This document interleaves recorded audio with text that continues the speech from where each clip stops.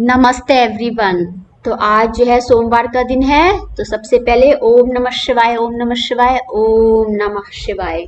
ओम गंग गणपति साधके संगम गौरी नारायणी नमस्ते। ओम श्री कार्तिकेय नमः, श्री नंदीश्वराय नमः। ओम हर गंगे नमः, ओम नमः शिवाय नमः, ओम नमः शिवाय नमः, ओम नमः शिवाय नमः। तो आज आपको मैं छोटी छोटी बातें बताना चाहती हूँ कि यूजली हम अपना टॉक करते हैं, बट हम कभी गाइडलाइंस के बारे में नहीं बताते। देखिए, मैंने आपको पहले भी बताए थे मेडिटेशन की क्या गाइडलाइंस है। मैंने आपको पहले भी बताया हुआ है कि जब आप पूजा करें तो किन बातों का आप ध्यान रखें। सबसे पहली बात, परिवार में कलह नहीं मचनी चाहिए। कलह इन द सेंस, जो प्रातः काल और संध्या काल का जो समय होता है उस वक्त कलह ना मचे, घर में भी ना मचे और आसपास भी ना मचे। That is very important. जब आप आरती परफॉर्म करते, देखिए मंदिर में क्या होता है, जब आरती परफॉर्म करते हैं वहां कोई बोलता नहीं है, सब घंटे बजा रहे होते हैं, लोग शंख कर रहे होते हैं, और जो लोग आरती में वहां खड़े होते हैं चुपचाप हाथ जोड़ के खड़े होते हैं, और वहां पे बिल्कुल भी शोर नहीं होता है। सब लोग अटेंटिवली जो है भगवान को आरती कर रहे होते हैं। आरती के अपने नियम होते हैं, जैसे कि आप आरती जब दिए की लौ जैसे आप दिखाते हैं ना, तो उसमें जब ईश्वर की जो प्रतिमा होती है उसमें नियम होता है कि कितने राउंड आपको लेना है। आप प्रभु के मुख पे लेके जाएंगे, उनके चरणों पे लेके जाएंगे। इस तरह से आरती के अपने अलग नियम होते हैं। आप पढ़िए, कहीं पढ़ेंगे आप, आरती के नियम होते हैं। ठीक है। अब उसी प्रकार से जो है घंटे आप बजाते हैं, तो यही है कि देखिए मंदिर में तो देखिए हर वक्त आप नहीं जा सकते भाई। कुछ लोग कभी गए, कुछ पॉपुलेशन, कुछ परसेंटेज ऑफ पॉपुलेशन वहां जा रही है, कुछ परसेंटेज ऑफ पॉपुलेशन वहां जा रही है। कभी कोई किसी मंदिर जा रहा है, कभी कुछ लोग का अपना मंदिर होता है कि भाई उस दिन, जैसे मेरा था कि मैं मंडे पहले इस मंदिर में जरूर जाती थी, अवश्य जाती थी कि every Monday I have to go there. तो इस तरह से कुछ लोग नियम बनाते हैं, उसको फॉलो करते हैं। तो अभी हम मंदिर की बात नहीं करेंगे, हम घर की बात करेंगे। तो घर में पहली बात तो टाइमिंग इज वेरी इंपॉर्टेंट। अब कभी आपको डिले हो गया तो ठीक है, आप भगवान को पता है क्यों डिले हो रहा है, ठीक है, तो उसमें कोई नहीं, आपके मन में श्रद्धा पूरी भावना होनी चाहिए। लेकिन जब भी आरती पूजा रहता है तो शांति रहनी चाहिए, घर में भी और घर के बाहर भी। आप इधर पता लगा घंटी बजा रहे हैं, आरती कर रहे हैं, उधर दूसरे कमरे में कलह मच रही है।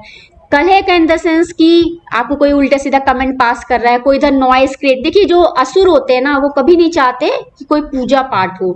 जितनी दैवीय दानवीय शक्ति, देखिए दैवीय शक्ति होती है, दानवीय होती है। दानव, दानव मीन्स जो राक्षस होता है, राक्षस कभी नहीं चाहता कि पूजा हो पाए। और जो दैवीय शक्ति होती है वो किसी ना किसी से पूजा करवा लेती है। ठीक है। तो there are two kind of शक्ति, दैवीय शक्ति एंड द दानवीय शक्ति। तो दानव जो होते हैं वो प्रयास करते हैं सबको दानव बनाने का, और जो दैवीय शक्ति होती है वो प्रयास करती है सबको दिव्य बनाने का। तो आपको क्या बनना है, you have to choose that. तो यहाँ पर जब भी पूजा करिए जो शांत वातावरण रहना चाहिए। अब शांत में भाई आप कैसे शांति, अब आप अपने घर की जिम्मेदारी ले सकते हो, आप घर के बाहर की जिम्मेदारी नहीं ले सकते। लेकिन मंदिर में देखिए क्या होता है, अब बाहर चप्पल उतार देते हैं, ठीक है, एक रूल्स बनाते हैं ना, rules, everybody should follow that rule. अब वहां पे आप वहां गए, वहां फुल जो रूल्स फॉलो नहीं करते थे, देखिए फिर क्या होता है आपको। उसी तरह आश्रम में, आश्रम हमारा है, हमने रूल्स बनाए हैं, तो everybody will enter inside the आश्रम, विल फॉलो द रूल्स।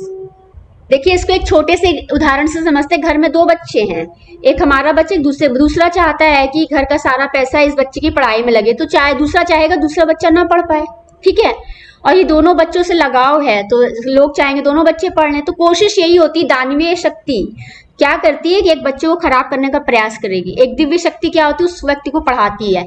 और देखिए बाहर तो है ही है दैवीय और दिव्य, और साथ में अपने अंदर भी है। तो दानव बार बार प्रयास करेगा कि आप भी दानव बन जाओ, आप भी बुरे काम करो। अब बुरे काम में देखिए बहुत कुछ आता है। आजकल बच्चे क्या क्या उल्टा सीधा बोलते हैं कि हम ड्रिंक करेंगे, हम सिगरेट पिएंगे, हम मूवीज देखेंगे। तो ये इट इज लाइक ऑफ कि आपके माइंड पे किसी चीज का कब्जा, कब्जा इन द सेंस कि इसको क्या बोलते हैं कि आपको आपके माइंड में कोई ऑक्यूपाइड हो गया। ऑक्यूपाइड इन द सेंस कि आपका खुद के अपने माइंड पे कोई कंट्रोल नहीं है, और आप जो है कुछ भी नहीं कर पा रहे हो, और every time you are thinking like that. तो mind and the body, body and the mind का मतलब क्या होता है, माइंड में कुछ आ गया आपके, फिर आप उसी के अकॉर्डिंग फंक्शन करने लग जाते हो, ठीक है। उसी तरह से आपके माइंड में जिस तरह से रहेगा उसी तरह आपकी बॉडी फंक्शन करती है। तो mind and body is very important. तो ये बहुत आवश्यकता होती है। जो जो दानव होते हैं वो चाहते हैं पूरी दुनिया दानव बन जाए। बदमाश जो चाहता है हमेशा कि सब बदमाशी करे, क्योंकि उनको बदमाशी में मजा आ रहा होता है। एवरी टाइम दे वांट बदमाशी। बदमाशी बोले थे कि मेरे पास शब्द नहीं है, मुझे ज्यादा कुछ आता नहीं है, तो दानव आता है, असुर असुर आता है और बदमाश आता है। 3 चीजें हो गई। तो इसमें से आप कुछ भी समझ सकते हैं। तो प्रातः काल आरती का जो समय होता है, जब भी आप करिए आरती, तो जो भी आरती का समय होता है, जो भी संध्या का, संध्या तो देखिए चेंज होती नहीं है और ना प्रातः काल चेंज होता है। विंटर्स में रहता है कि थोड़ा सा सूर्य भगवान थोड़ा देर से निकलते हैं, या थोड़ा सा निकल तो जाते हैं बट हमारे लोकलाइज्ड एरिया में दिखते नहीं है, या बादल रहते हैं, या किसी इसी को कहते हैं ना क्लाउड्स आ गए, तो वो कहीं ना कहीं तो दिख रहे होते हैं। It is a world wide. तो कहीं ना कहीं सूरज जो है निकल निकल के ही आ जाता है। आप कुछ भी अच्छा काम करोगे आपको कोई करने नहीं देगा। अब जैसे मैं कहूँ कि मैं इतने बजे ये करती हूँ, तो लोग सोचेंगे कि इसको खराब करना है, इससे करवाएंगे, क्योंकि लोग चाहते गंदे काम करना, लोग चाहते कुछ कुछ उल्टा सीधा काम कर। बच्चों को सिखाते हैं, बच्चों के दिमाग को बायस्ड कर देते हैं, बच्चों को ऐसा विकलांग कर देते कि बच्चे पढ़ ना पाए। देखिए, तो लोग चाहते हैं कि बच्चे बर्बाद हो जाएं, बच्चों को अपाहिज कर देते हैं, बच्चे इंटर भी क्वालिफाई ना कर पाए। ये लोगों का रहता है।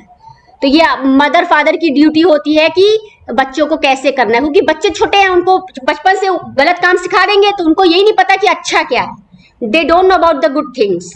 तो यहाँ पे लोग इसी तरह की लगा रखे हैं लोगों को, कि बदमाशों को लगा रखा है कि जो बच्चे बर्बाद हो जाए।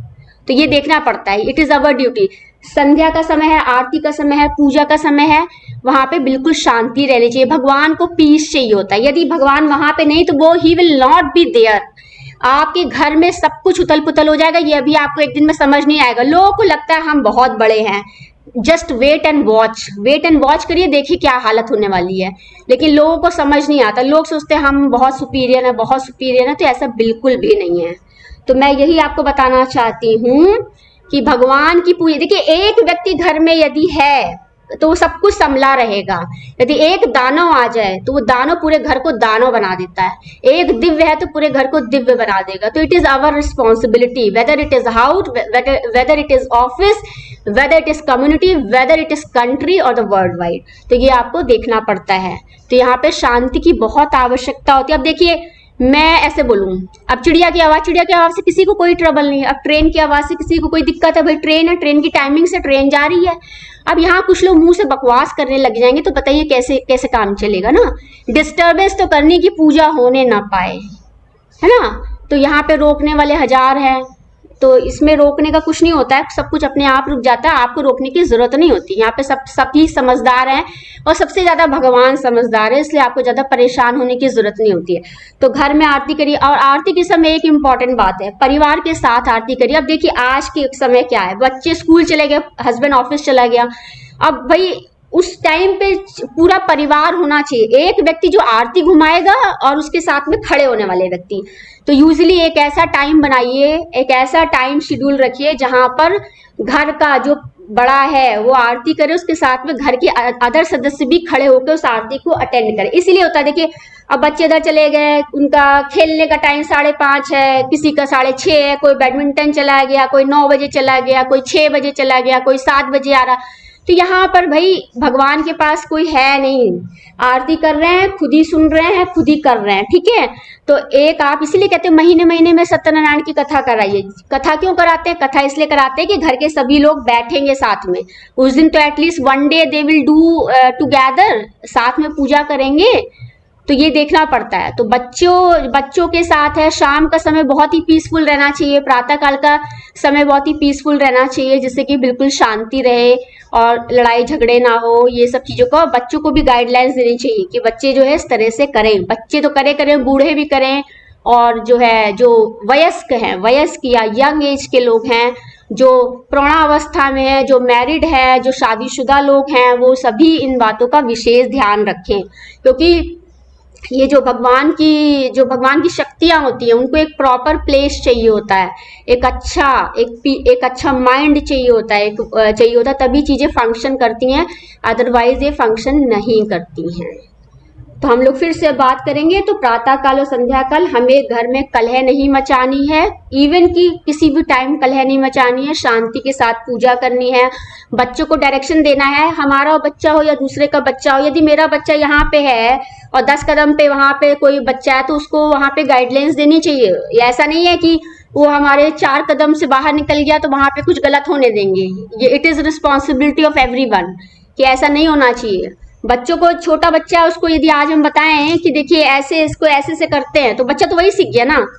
तो किसी ने सिखाया नहीं उसको राइट चीजें, तो राइट चीजें सिखाने का उत्तरदायित्व किसका? फिर वही बात है भाई, माता पिता कौन है भाई? माता पिता यदि उनको ही नहीं पता है इसको कैसे करना है तो वो कैसे बताएंगे? तो यही सब डेवलपमेंट की प्रोसेस होती है। लेकिन एटलीस्ट हम इधर उधर देखते हैं ऐसे ऐसे है तो वो चीजें रहता है, तो बच्चे को बर्बाद नहीं करना रहता है। इवन बच्चों को छोड़ दीजिए, आप बड़ों को भी बर्बाद मत करिए। और सभी को जो है कोशिश करनी चाहिए कि हम सभी काम सुचारू रूप से कर सकें। तो इसमें सभी का योगदान रहता है, तभी सभी बातें जो है होती हैं। Thank you everyone. नमस्ते एवरीवन।